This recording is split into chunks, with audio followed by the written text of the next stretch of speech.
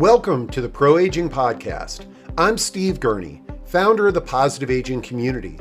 We're thrilled to have you join us for interactive discussions with pioneers and thought leaders on a wide variety of topics related to aging and longevity. These insightful discussions and the Positive Aging Sourcebook are brought to you thanks to the support from our Positive Aging community champions. Visit proaging.com to connect with them and discover hundreds of valuable other resources. We're excited to have you with us today, so let's jump into an engaging Positive Aging live and interactive discussion. I am delighted to have two panel members with us today, Michelle Thomas and Don Oellerich. Did I pronounce it right, Don? Oellerich. Okay. Who are going to share with us some important insights on what we need to know about Medicare.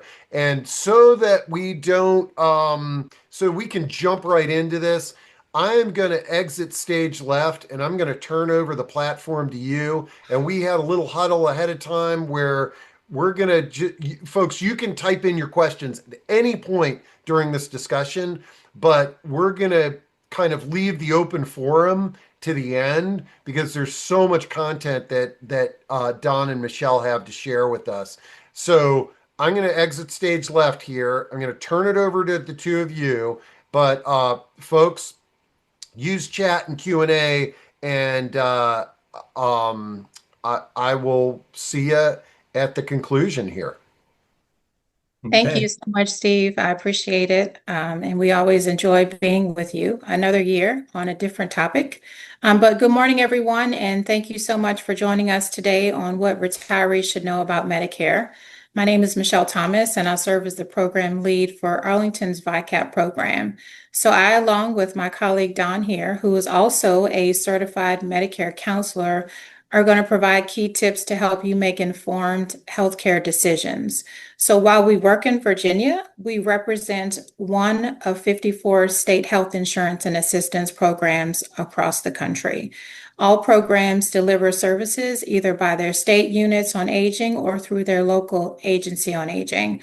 So we'll continue to provide the contact number in website for SHIP so that you can find the program in your area. But all programs have counselors who provide free, unbiased, confidential counseling to Medicare beneficiaries, their caregivers, neighbors, and care partners. We are not licensed to sell insurance. So with that, Don, I'll pass the baton over to you. Thank you. Hey, well, thank you. Welcome, everybody. It's a pleasure. So in this session, we're going to provide an overview of Medicare, explain eligibility requirements, enrollment periods, and cost, discuss some options for employees and retirees, and discuss a little bit about how Medicare and job-based and retiree coverage work together.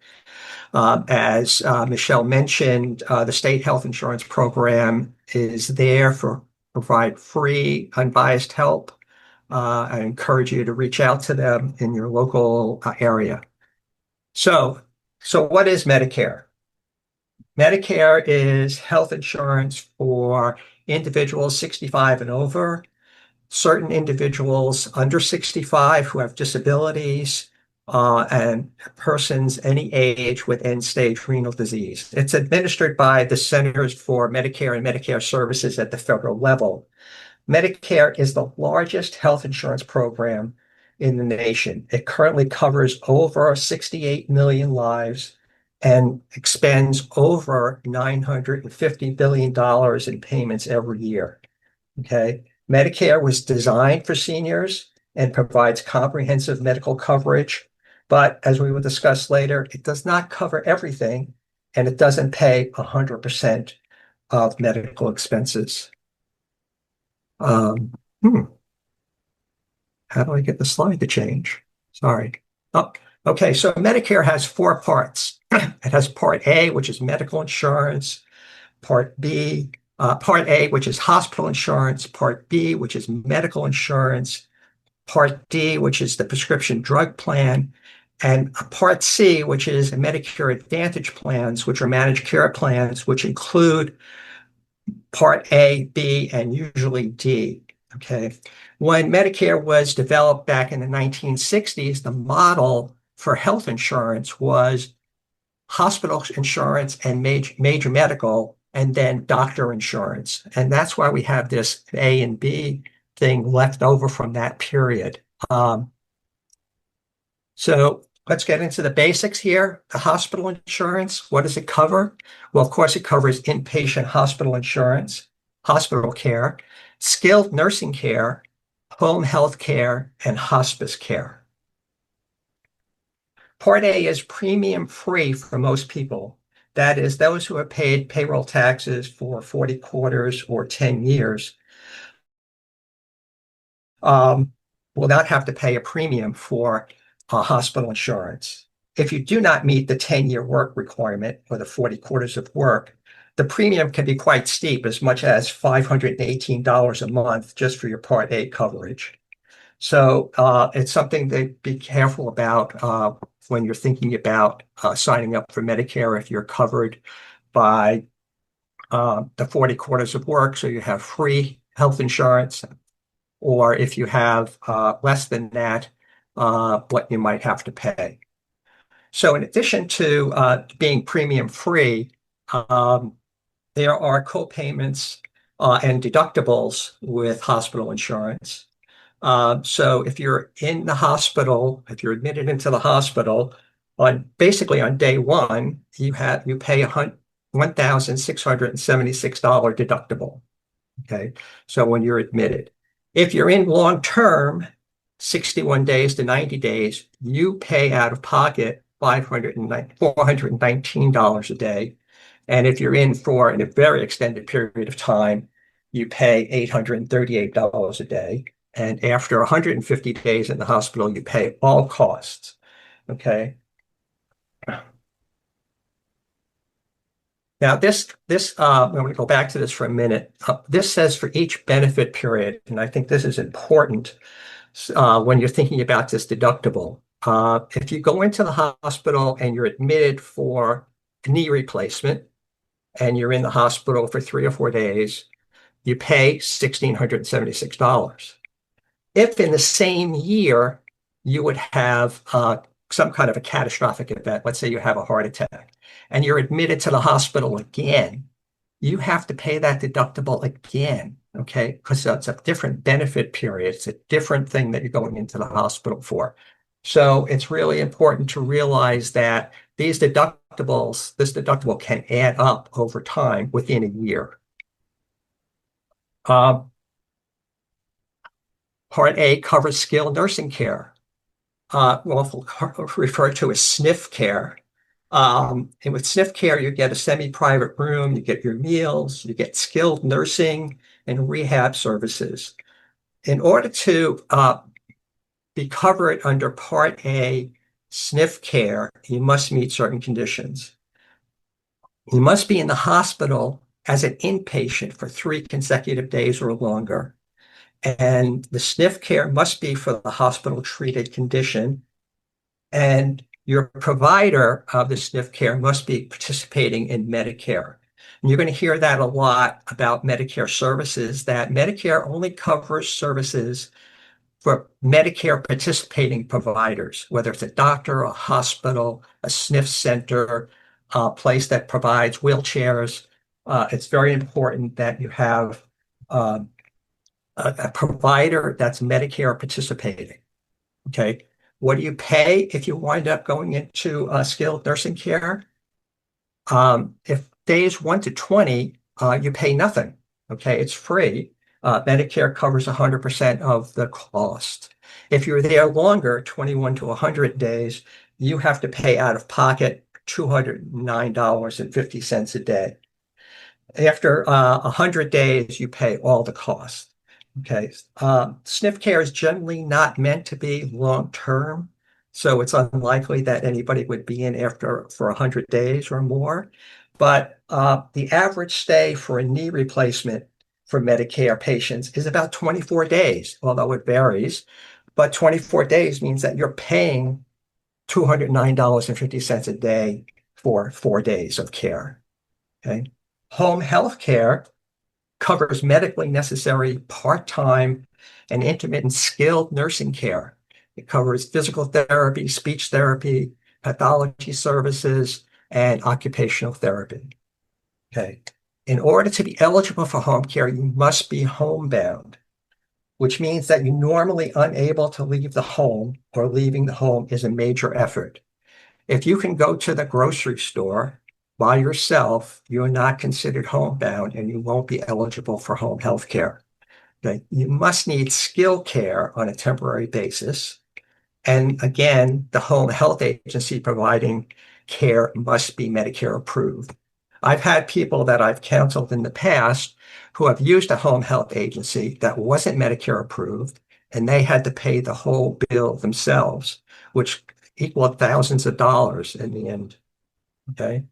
So paying for home health care is fully covered by Medicare. Okay. In original Medicare, you do not pay for covered home health care services. If you need a walker, a wheelchair, a hospital bed, a cane, oxygen equipment, that's considered durable medical equipment, and that's covered under a different part of Medicare, and you have to pay 20% of the approved amount for that. The final thing that Medicare Part A covers is hospice care. This is special care for the terminally ill, which is a special way of caring for people who are terminally ill and their families. Hospice care is meant to help you make the most of the last months of your life. It's about care. It's about care, comfort, and pain relief, not cure. Okay. Again, your hospice provider must be Medicare approved. There is no cost for hospice care. You're eligible for hospice care if your doctor certifies that you have 6 months or less to live. Now, this can be repeated several times if necessary. So if you were in hospice care for 6 months and you looked like it was going to be another 6 months before you passed, the doctor could recertify you and you could continue with free hospice care. Okay, that's for Medicare Part A. Medicare Part B is your medical insurance. This covers your physician services, durable medical equipment, as I mentioned. It also covers some home health care, outpatient care, mental health services, and many preventative services, including a welcome to Medicare physical and yearly wellness visits. Part B requires a monthly premium payment of $185 a month. And for higher income individuals, there's an additional amount known as the income-related monthly adjusted amount. And I'll talk about that more later. So Medicare Part B covers over 2 dozen preventative services, including vaccine shots such as the COVID shot, the flu shot, Hep B, and pneumonia. But Part B doesn't cover shingles. That's covered under Part D, which is the drug plan. It also covers many standard cancer screenings for both males and females. I include in the resource section of the slide deck a picture of a Medicare publication on preventative services. And it's very important that you take a look at this in terms of the availability of the services, how frequently it can be had, and how much it might cost. So I had a recent person who called me because they received the bill for their cholesterol testing. And it turns out that preventative services only covers cholesterol testing every 5 years. Now, I get my cholesterol tested every year, as most people do. So it came as kind of a shock that he had to pay for it out of pocket. Okay. So I mentioned that the standard Part B premium is $185 a month, but if you have higher income, you have to pay a higher premium.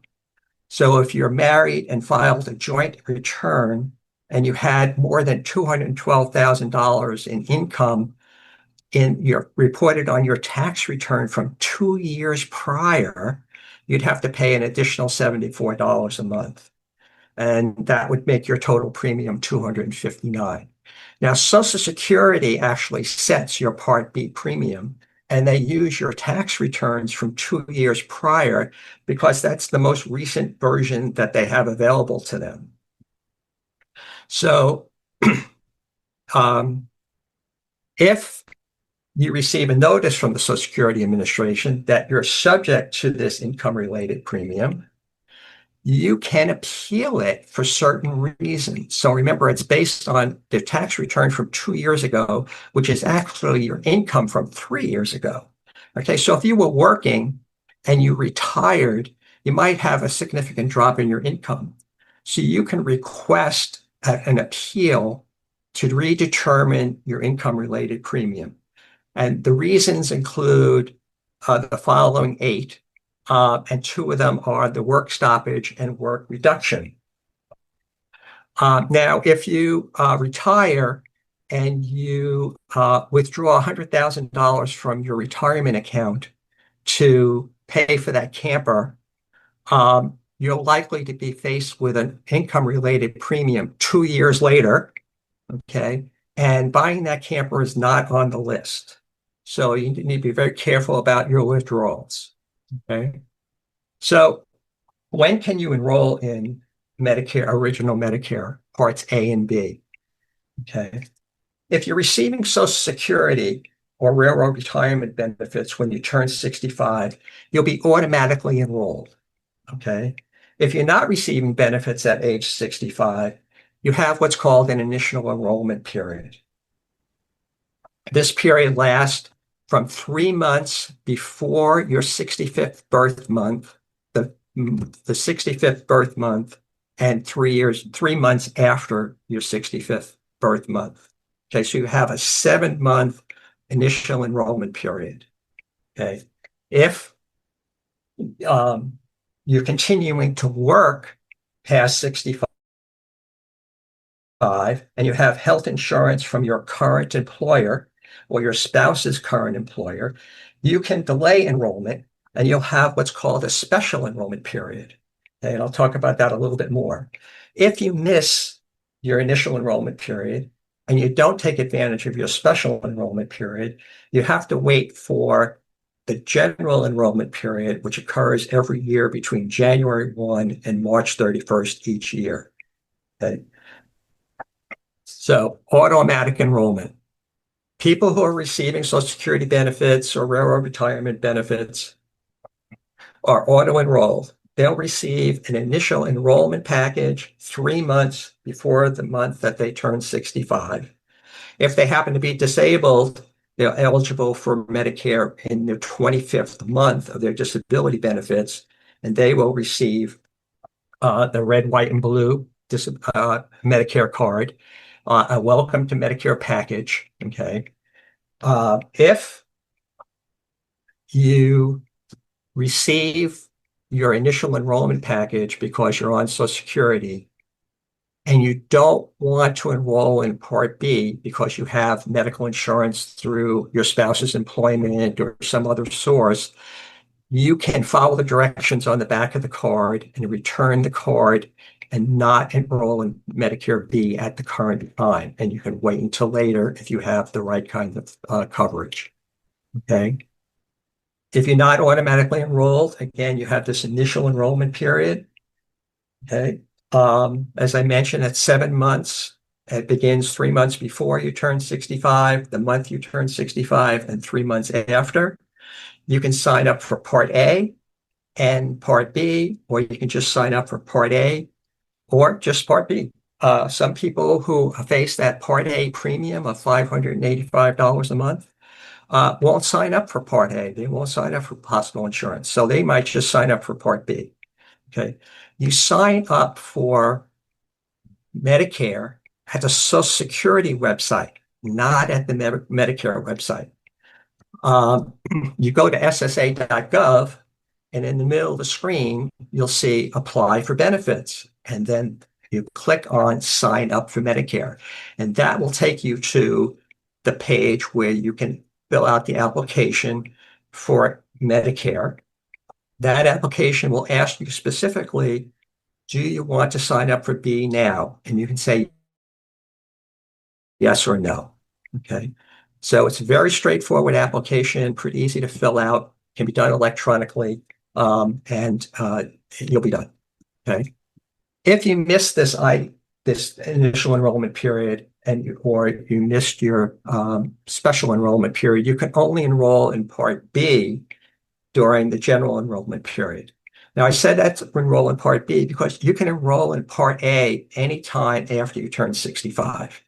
It's not really restricted. But Part B, you can only enroll during these special periods, either your initial enrollment period, your special enrollment period, or this general enrollment period. If you sign up during the general enrollment period, your coverage starts the first day of the month after you sign up. There's a penalty for Part B for late enrollment. Okay, if you were eligible for Part B for a full 12 months and didn't sign up, you would have a 10% premium penalty. Okay, and that's for every 12-month period. So if you delay 2 years, 3 years, it goes 20%, 30%. And you must pay this penalty as long as you have Part B. So it's a lifetime penalty. So you want to avoid that as best you can. Okay. So Part B enrollment, if you're still working and you have employer-sponsored insurance, you may want to delay the decision to enroll in Part B. Okay. You have coverage through your or your spouse's employer as an active employee, not retiree coverage, but an active employee that is still working, and your employer has 20 more people.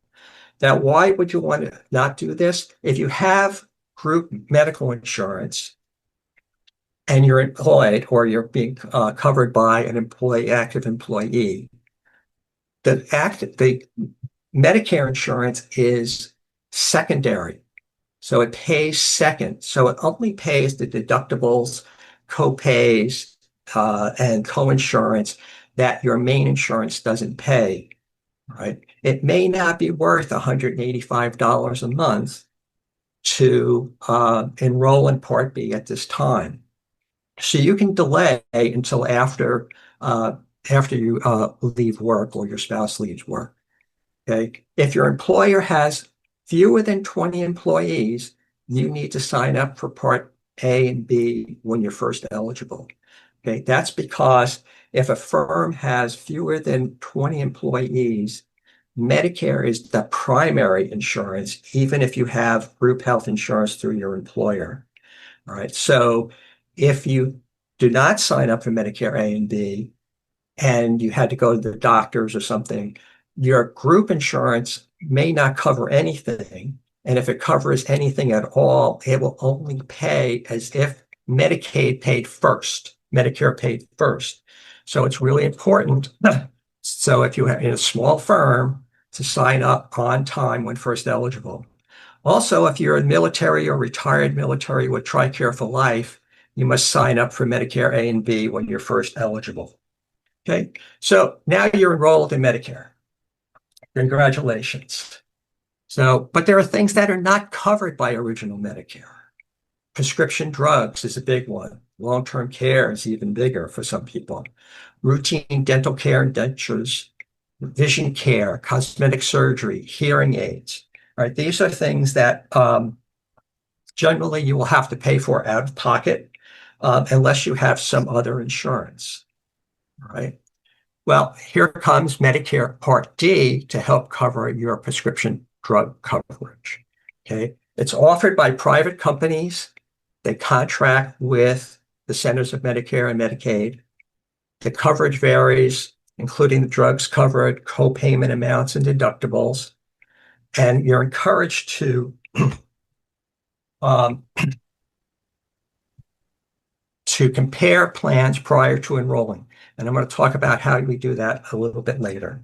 Okay.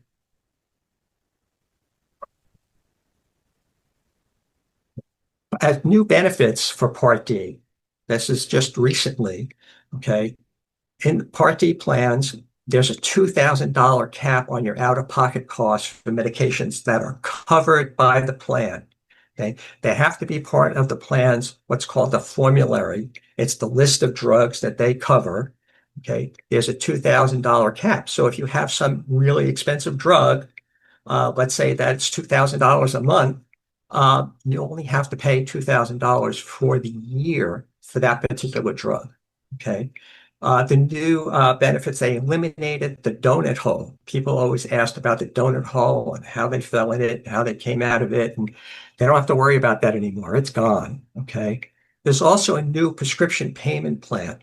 So if you have a number of prescriptions, and let's say they're going to cost you 150, but let's say it's a $2,000 prescription. Okay. And so the first month you pay $2,000. All right. And then you don't pay anything for the rest of the year. Okay. But if you don't have that $2,000, there's a new payment plan that you can use to spread that cost out over the year. Okay. In addition, new Part B benefit expanded no-cost coverage of vaccines. So that shingle vaccine that's not covered under original Medicare is now covered under Part D. So to be eligible for Part D, it must be enrolled in Medicare Part A and or Part B. Okay, so you can be in one or the other or both and be eligible to join a prescription drug plan. You must live in the plan service area. So each insurer only covers certain geographic areas. And so they use your Social Security address as your Medicare address to ensure that you're in the plan service area. The number of plans that are available to you will depend on your location. Okay.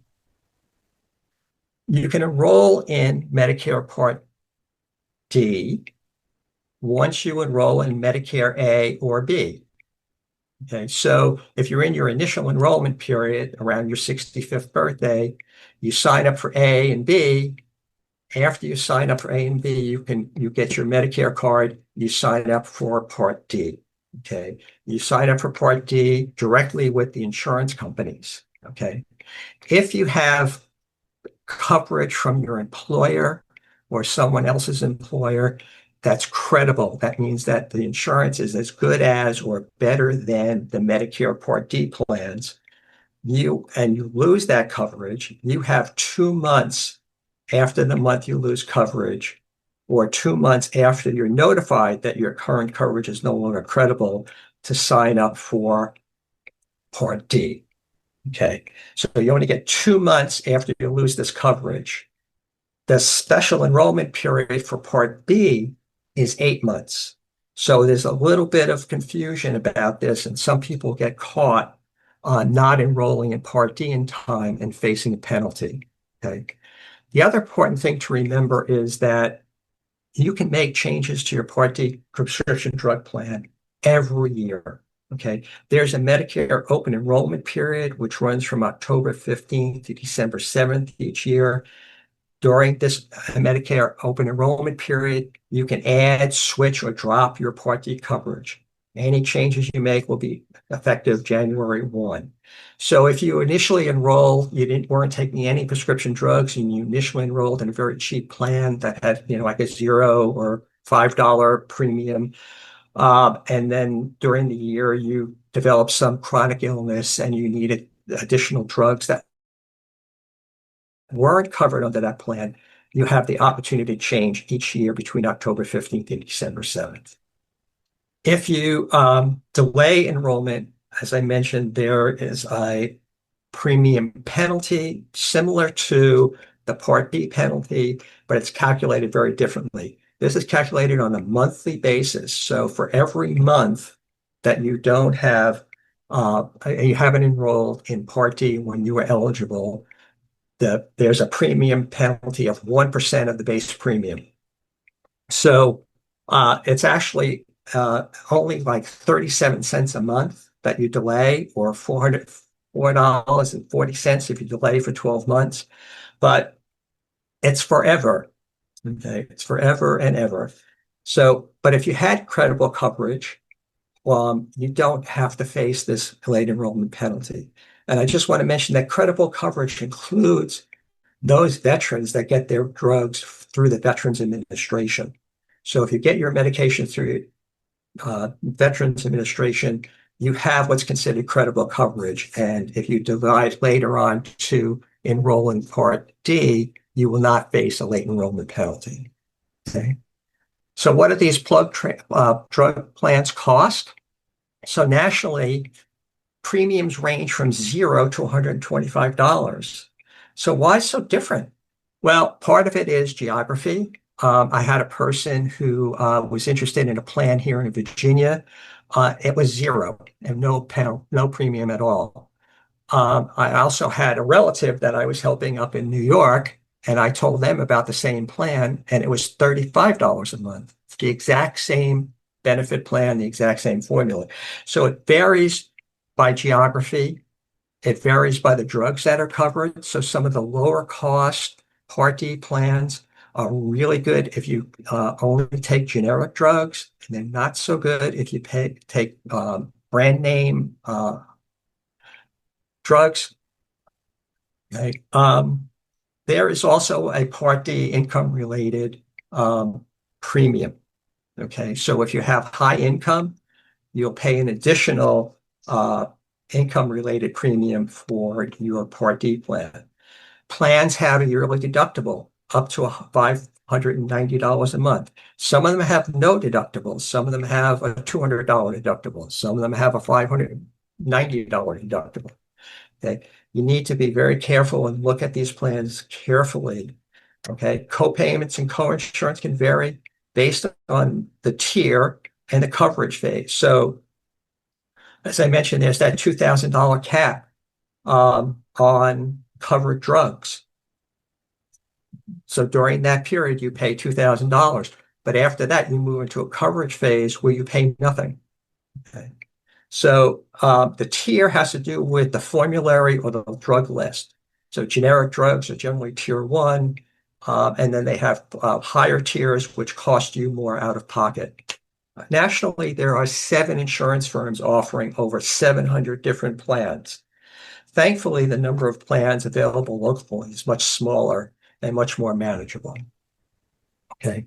This chart just shows the income-related premium for Part D. So again, if you're in that $212,000, but less than $266,000, you would pay an additional $13.70 a month, and it goes up as your income goes up. And again, it's based on your tax return from 2 years prior, which is your income from 3 years prior. So as with the Part B income-related premium, you can appeal that higher income-related premium. Okay, so that takes us to Medicare Advantage. A lot of people are interested in Medicare Advantage. In fact, about half of Medicare enrollees now are in Medicare Advantage plans. Okay. Medicare Advantage plans include all the benefits and services covered under Medicare Part A and Part B. They're covered, they're run by private insurance companies that follow the rules set by Medicare. They usually include a prescription drug plan as part of the plan. And this is really important to think about. If you have credible coverage elsewhere, let's say you have VA benefits, you can pick a Medicare Advantage plan that doesn't have a Part D plan. Okay. But if you don't have other credible coverage, you really need to sign up for a prescription drug plan within the Medicare Advantage plan, right? Because you can't sign up for a Part D plan outside of that Medicare Advantage plan. Okay. All right. So, and Medicare Advantage plans usually include extra benefits and services that aren't covered by original Medicare. Okay. Medicare Advantage plans include HMOs, think Kaiser Permanente as an example, or preferred providers organizations, which have generally a broader network and allow you to see a broader range of providers. Okay. Nationally, there's 34 options from 8 insurers for Medicare Advantage plans to choose from. Okay. Again, locally, that number may be smaller. In some geographic areas, there are no Medicare Advantage plans. All right. But again, they're very popular in Florida. About 75% of enrollees are in Medicare Advantage. In our area, in the District of Columbia area, about 25% are in Medicare Advantage plans. You find Part C plan using the Medicare Plan Finder. I'm going to talk about that some more in a minute. Okay. To be eligible for Medicare Advantage, you must live in a planned service area. Again, it's that Social Security address. All right. So if you have a Social Security address in Virginia, but you spend a lot of time, more than half the year in Florida, there's a problem with signing up for Medicare Advantage plan. Okay, you must have A and B, and you can also enroll now in a Medicare Advantage plan if you have end-stage renal disease. What do Medicare Advantage plans cost? Most, you still have to pay the Part B premium. Okay, so that $185 a month, you still have to pay in order to enroll in a Medicare Advantage plan. You may also have to pay a monthly premium to the plan. Some are zero, but the range nationally is from $0 to $134. Why again? Many plans, it depends on the drug coverage within that plan, and their formularies and their tiering, just like we talked about when we talked about Part D. Okay, so you can look at these plans and you can pick a zero premium plan, or you can pick one that's a little bit higher tier if you need coverage. Many offer a reduction in Part B premium. So that $185 a month, they may offer a rebate of $50 or $75 a month. So it kind of reduces your premium cost, right? With Medicare Advantage plans, you pay deductibles, co-insurance, and co-payments that differ from original Medicare. So when I mentioned Part A hospital insurance, where you had to pay the deductible of $1,600 when you entered the hospital, Medicare Advantage plans will charge you a deductible per day. So they'll say, well, there's not a deductible, but there's a copayment. So you have to pay $235 a day for the first 5 days, and then you pay nothing. Okay. So it's different from original Medicare. It varies from plan to plan. And the cost for your deductible, and not your deductibles, but your co-insurance and co-payments could be higher if you go to an adequate network provider. Okay. These plans work by you remain in Medicare, you still get Medicare benefits. They may include drug coverage. They may include extra benefits like vision, dental, and hearing. Almost all the Medicare Advantage plans offer these three benefits at some level.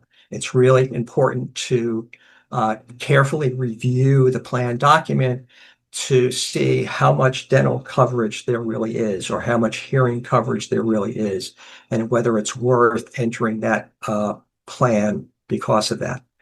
Right? The plan documents lay this out very clearly. Some plans offer a minimal dental plan, but then they offer a supplemental dental plan where you can pay an extra premium to have a better dental plan. Okay. Again, costs may be higher if you go out of network. Medicare Advantage plans often require you to have a referral from your primary physician to see a specialist. Okay. And again, benefits and cost sharing may be different. Okay, whereas Medicare Part B, you're liable for 20% of the charges. In Medicare Advantage plan, you may have a copay of $25 or $50 or whatever for each visit. Okay. When can you join or switch your Medicare Advantage plan? Okay, when your initial enrollment period, you again have the opportunity to enroll in a Medicare Advantage plans. So in your IEP, your initial enrollment period, you sign up for A and B. Once you sign up for A and B, you can enroll in a Medicare Advantage plan. Okay, so that's your initial enrollment period. Medicare Advantage also has an open enrollment period every year. Okay, it's called Medicare Advantage Open Enrollment Period. It runs from October 15th to December 7th. Okay, there's also a special enrollment period that you might be eligible for.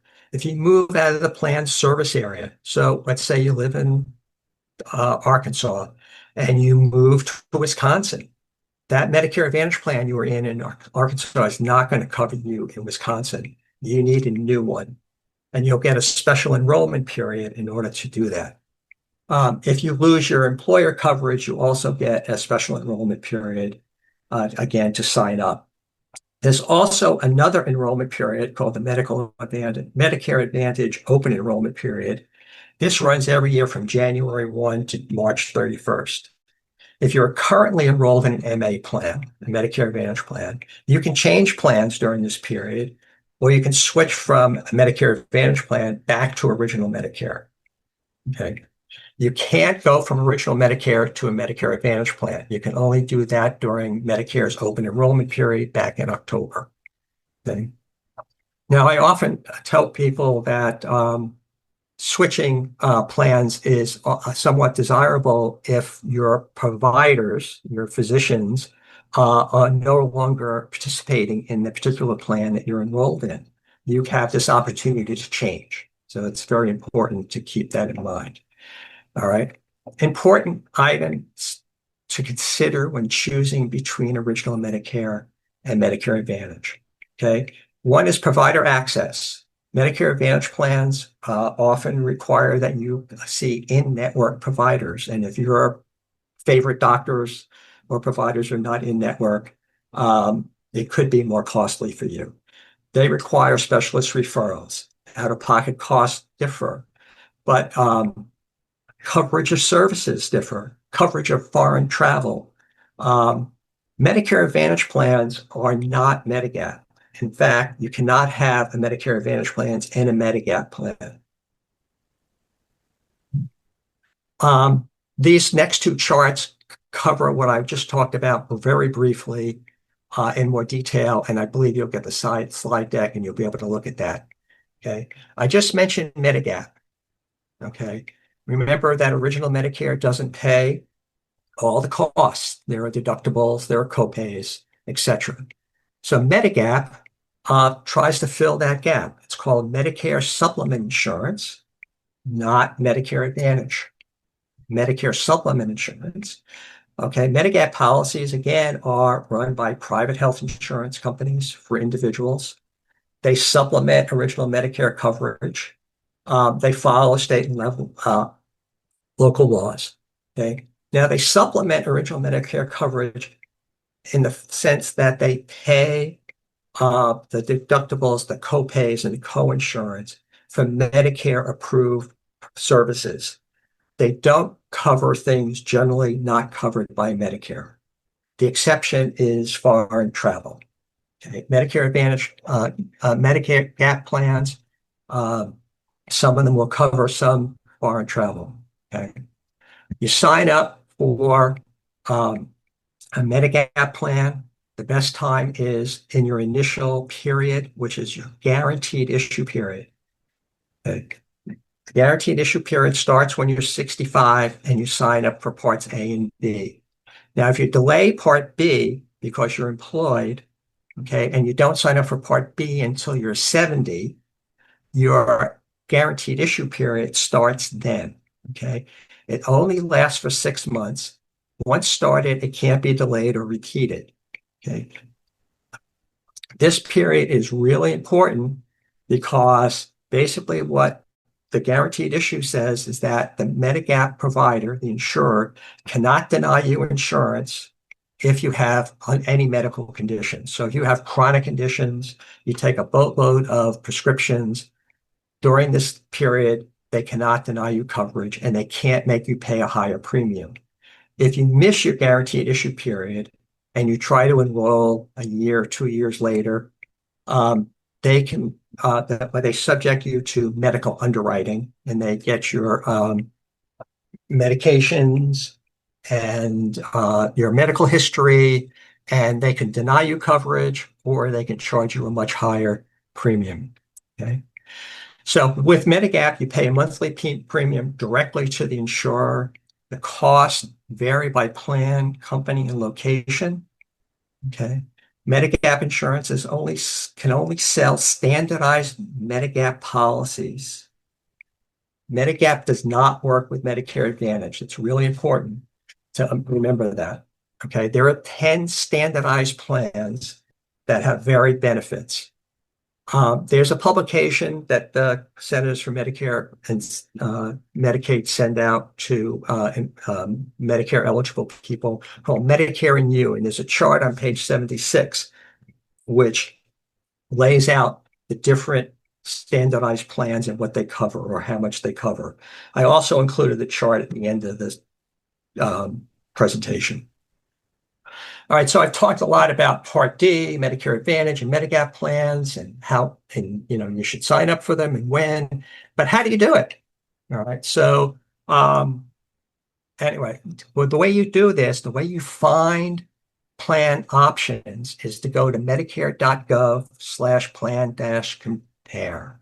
All right, this is a tool that the federal government put together, which allows you to explore options in your geographic area that are available to you. Okay. I often recommend that people create a Medicare account to save any information that you enter. Okay, so if you're looking at Part D drug plans, you need to enter all your prescriptions. And if you have a Medicare account, it saves those prescriptions in your account. Not only that, but if you get new prescriptions during the year that are covered under the Part D plan, they get added. So this is very useful if you need to go back to explore other options of Part D plans or MA plans. All right. So it's really important to enter your medications, to ensure that the plan covers those medications and what the cost will be. If you're looking at Medicare Advantage plans, you need to verify that your providers are in network. Okay. To search for plan options, you can call the insurer directly, or you can contact your local SHIP to get coverage and premium verifications. All right. Here's a screenshot of medicare.gov/plan-compare. Okay. This is the second page. The first page just asks you for your zip code so that you have your geography. All right. But now you can explore the options available to you for a Medicare Advantage, Part C, a drug plan, or a Medigap policy. And you say find plans, and then it will say, if you're looking at a Part D plan, it will say, do you want to add your drugs? And you want to say yes. You add all your drugs, then you add your pharmacies, all right? And you make sure that your pharmacies are in network, all right? And then it'll show you the available plans for you and how much they cost and what the premium is and what the drug costs are. So let's just recap here. Original Medicare has two parts. Part A, hospital insurance. Part B, medical insurance. Original Medicare doesn't cover 100% of healthcare costs and doesn't cover some important services like dental, hearing, and vision, or prescription drugs. So you want to add a prescription drug plan, Part D. You might want to consider enrolling in a Medicare Advantage plan. If you don't, you may want to consider adding a Medicare supplement plan to help cover the Part A deductible copays and coinsurance. Next up, retirement ahead. Okay. So let's say that you turn 65 and you're still employed and you're going to work till 70, 75 and on. Okay. And you have employer group health insurance. You're not going to sign up for Part B. You'll probably sign up for Part A, all right, because it's free. And you should do that when you turn 65 in that initial enrollment period. But you may skip B for a while because you don't want to pay that $185 a month for very little benefit. All right. But when your employment ends, okay, you're going to retire, you have 8 months to sign up for Part B without penalty. Okay. But as I mentioned, when I talked about Part D, you only have 2 months after that employer insurance ends. Okay. You sign up for Part B at ssa.gov using form CMS 40B, and you'll also need to include another form, CMS L564, which it requests employment information. And this verifies that you've had group health insurance up until the point that you retired. And therefore, you will not be subject to a penalty for either Part B or Part D. Okay. Don, I just wanted to share it's 12:53. Oh my gosh. Okay. Consider skipping over some. Thank you. All right. So again, you find a Part D plan or a Medicare Advantage plan through your Medicare.gov. Your employer may offer COBRA coverage, and special rules apply. COBRA is a program that allows you to continue your employer coverage after you leave work. Depending on your employer, you may be responsible for the full premium of this insurance. It could be very expensive. Okay. COBRA is not insurance from current work, and therefore COBRA is secondary to Medicare. All right.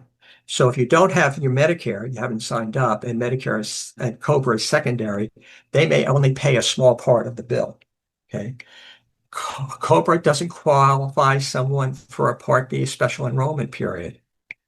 And while it may provide credible drug coverage so you can delay Part D, okay, someone with COBRA should enroll in Medicare B within 8 months of losing their active employer insurance. Okay, if you don't enroll within 8 months, you may have to pay a premium. Okay, health insurance employers provide those who are retired. Federal, state, and local governments, as well as school districts, offer retiree coverage. Many large firms and few large firms and fewer small firms offer this. There's also a growing reliance on group Medicare Advantage plans. Okay. Retirees that offer Medicare Advantage exclusively are unable to choose a traditional Medicare unless they withdraw from their retiree health benefits. These group health Medicare Advantage plans differ in important ways, and they're really quite generous, and they're really worth looking into if they're offered. They have lower and no deductibles, they have lower copays, they have lower out-of-pocket maximums, they generally cover in and out of network care, they have national networks, and they have more generous drug coverage. Okay. Many retiree plans require that you sign up for Parts A and B to have full coverage. Okay. Although Medicare is primary, it may be beneficial to keep your retiree coverage because it can act as a secondary coverage similar to Medigap. It may provide you with credible drug coverage so you don't have to sign up for Part D. Okay? And it may cover some things that Medicare doesn't. I advise you to check with your health specialist in the HR department of your employer. Okay? In retirement, Medicare is the primary payer. That means it pays first. Your retiree plan works as a Medigap plan. Your retiree plan may pay those deductibles, copays, and coinsurance that Medicare does not, and it may cover services that Medicare does not. State, local, and school retirees, again, many jurisdictions have moved to these group plans, Medicare Advantage plans. You need to be signed up for A and B. If you decline this coverage, you may not be able to get it back. There's often no option to suspend coverage to go to original Medicare or do something else. Okay. Some Medicare Advantage plans are offered without drug coverage. Be careful because you cannot sign up for a Part D plan if you're in a Medicare Advantage plan that doesn't have it. Okay. Each jurisdiction, again, has a health specialist. Seek them out. If you enroll in B, watch for that IRMA letter and be prepared to appeal. After retirement, you lose premium conversion, which allowed you to pay premium with pre-tax dollars. So actually your premium goes up in a post-tax world. At retirement, you're no longer eligible or able to access your flexible spending account. Really importantly is if you had a high deductible plan and a health savings account, you can no longer contribute to that health savings account. Okay, you'll be subject to an IRS penalty if you continue to contribute to your health savings account after you enroll in Medicare. If you have a younger spouse or minor dependents, you need to consider things very carefully. And again, I advise you to talk to a SHIP counselor. So takeaways and checklists. Enroll in the right time. Permanent financial penalties may apply. Research your options. Understand the differences between original Medicare and enrolling in private, individual, or group Medicare Advantage plans. Consider programs that help you reduce your out-of-pocket Medicare expenses and understand your right to change coverage if you need to. All right. Again, contact your local SHIP. The number and the website are there to help you find the local SHIP program that can provide you with counseling. Okay. These next slides are just a series of resources, different publication or sources and forums that you might need. This is that Medicare U handbook I mentioned. These are the Medigap plan options that we talked about a little bit. If you happen to be a federal employee, a great guide is this Washington Checkbook Guide to Health Plans that's issued every year.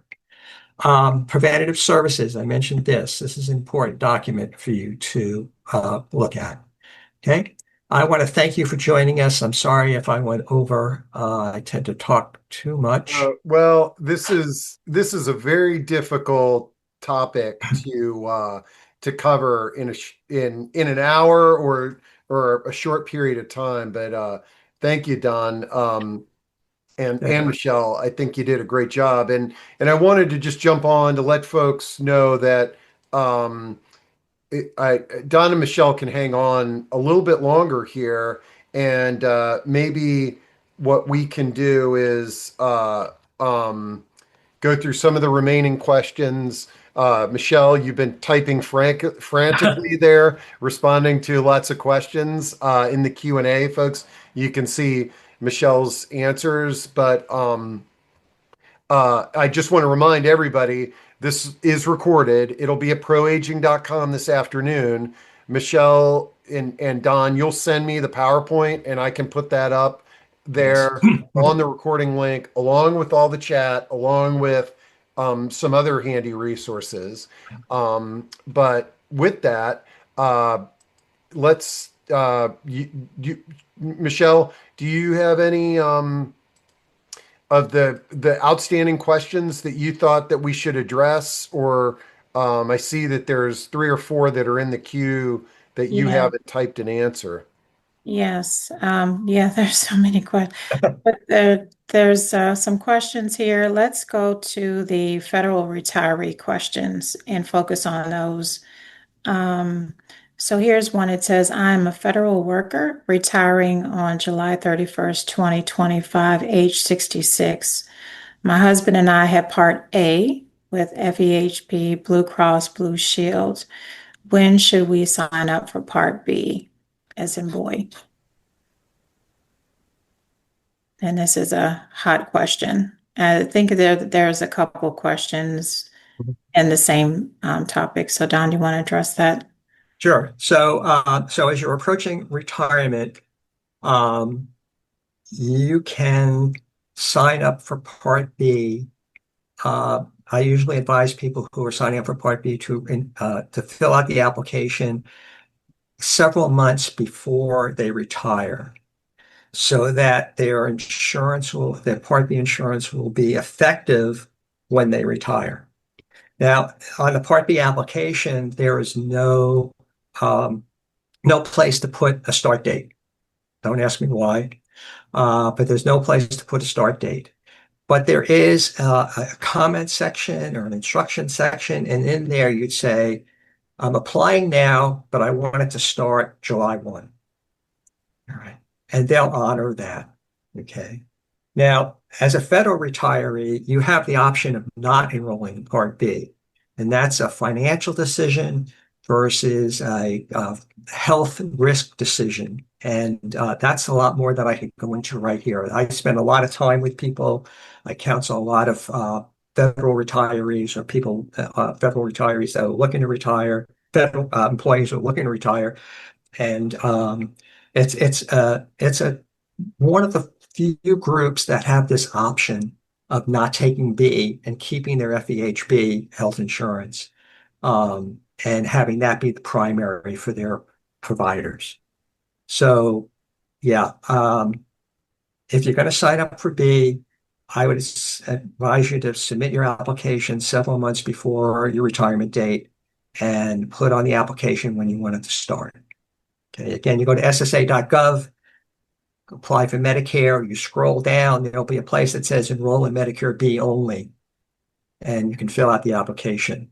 And then you have to have your HR department submit this other form that attests that you've had group health insurance while you're employed. Yeah, the link is in the slide deck, so Yeah, once that's right. shared, you guys will have it. There are, and I know I answered some questions in the Q&A, but here's another one regarding Medicare and the coverage of long-term care services. So let's talk a little bit about Part A, Don. And it says, does Medicare cover long-term care services at the nursing home? And if it does, for how long? So Medicare does not cover long-term care. It covers That was on the slide deck. SNF care. Right. So if you have if you're in, let's say you're in a nursing home because you need medical help with something that you were just in the hospital for. So you broke your hip and you went through rehab and it's not working. And so you go to this residence, but long-term care is not covered by Medicare, unfortunately. There was a movement to try to do it back 10 years ago, but in fact, it was so expensive for the federal government that it just didn't go anywhere. Sorry. No long-term care coverage. Thank you, Don. The next one, sticking with retirees, if covered under spouse's health insurance policy, do I need to provide proof of coverage to SSA in order to temporarily opt out of Part B and avoid a future penalty? I will sign up for Part A when turning 65. So if I understand this correctly, you're not 65 yet. When you turn 65, you're going to enroll in Part A only. So when you fill out that application online and it asks you whether you want to sign up for B now, say no. And it'll ask you if you're covered by an employer group policy. And you say yes, because you're covered by your spouse's employment policy. That allows you to delay enrollment in Part B until your spouse loses her health insurance, either through work stoppage or retirement. Does that make sense? I think that was Tom's question. So let's see. Here's a question about TRICARE. I know that wasn't part of today, but maybe we can quickly answer that. It says, can you have TRICARE and not be required to sign up for Medicare at 65? The answer is no. If you have TRICARE, you're required to enroll in A and B when you're first eligible, and they work together seamlessly to provide your health coverage. And then understanding, so I'll see if I can quickly find a resource because sometimes people get TRICARE and TRICARE for Life confused, but we won't go into that right now. Right. Yeah. Let's see.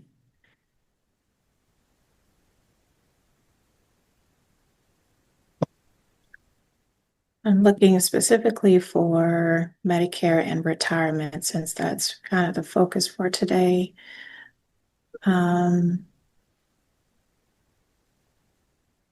So Amy, did we answer your question? Was that question answered from Amy? Steve, is she able to come off of mute or? Yeah, no, we did. Everybody just, oh, she says no. Yeah, she said no.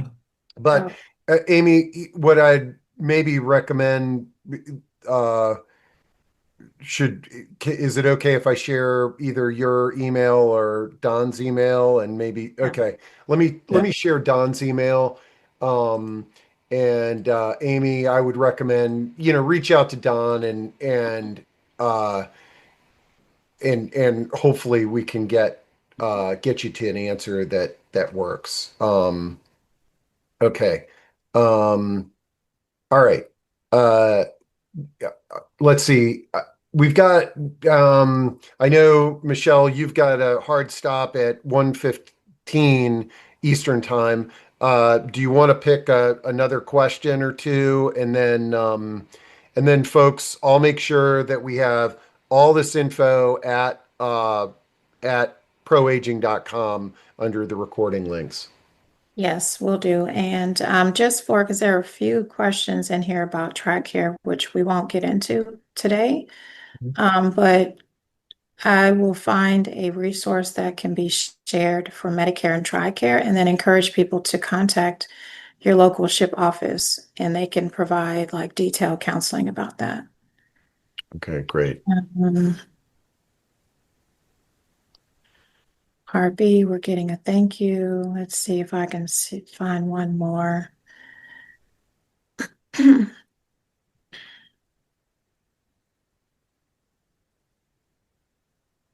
Okay, and I'm dropping Don's email into chat there, but it'll also be on the link.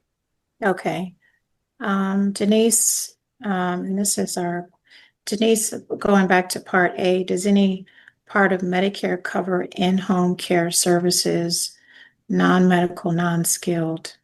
This would be for one-on-one care services, help in the home.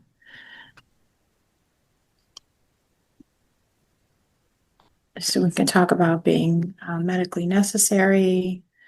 I think, Denise, did I answer your question? Did you also put this question in the Q&A? I think she might have put it in Q. Denise has a couple of questions there. Thank you. Yes, it looks like non-medical is covered as long as skilled nursing is also being received. Okay. Yeah. And let's see. She does say the link does not say how many hours can be provided for non-medical home care needs. How can I find this information? So that's a discussion. If your doctor deems it medically necessary, that the doctor would authorize the amount of time that can be provided. Okay. And then, all right. Let's see. Okay. Well, I think, let's see here. I think we did a good job here for an hour and 10 minutes. But this clearly is a topic that we need to explore on a regular basis. So let's schedule another one of these, and we can address more questions. Okay. Thank you so much, Steve. Appreciate the opportunity to join you guys today. Thank you. Thank you, Steve. Thank you for everybody hanging in there. Yeah. Yeah, great job. And I'll work on getting this up as quickly as I can. Okay. All right. Okay. Bye. Thanks, everybody. Everyone. Bye-bye. Okay, bye.